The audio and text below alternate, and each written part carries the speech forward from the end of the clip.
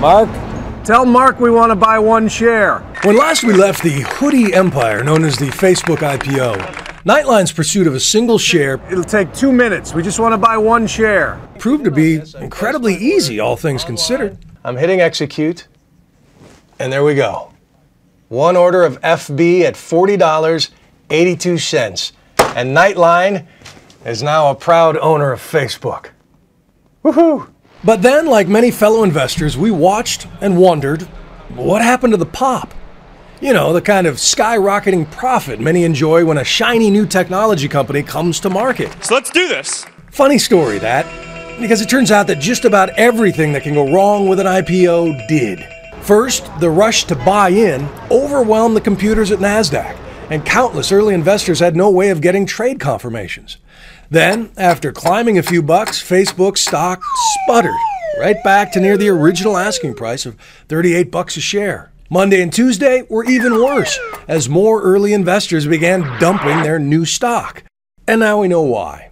You see, at some point in the last few weeks, Facebook told their bankers that they were having a bit of trouble selling as many mobile ads as they thought they could this quarter. The bankers noted this downgrade in the mountain of required paperwork, but they may have also emphasized this point during a few friendly calls to a few special clients.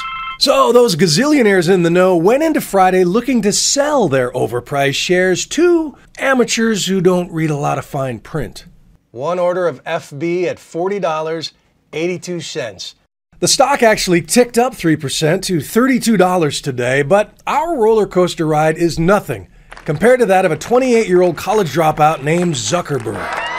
He made $19 billion on Friday, got married to his longtime girlfriend on Saturday, lost around $4 billion by Tuesday, and today got hit with a couple class action lawsuits.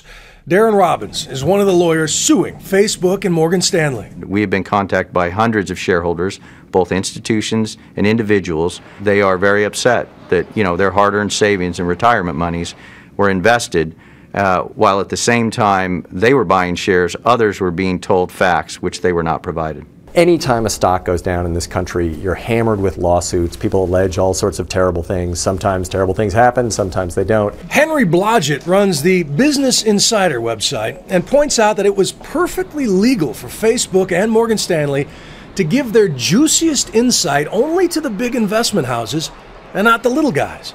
Then the rules themselves are grossly unfair, and it's time to change them. But get this. That rule was set up back in the boom and bust 90s by the so-called Sheriff of Wall Street, Eliot Spitzer, to stop analysts like Henry Blodgett from fooling investors into paying too much for internet stocks.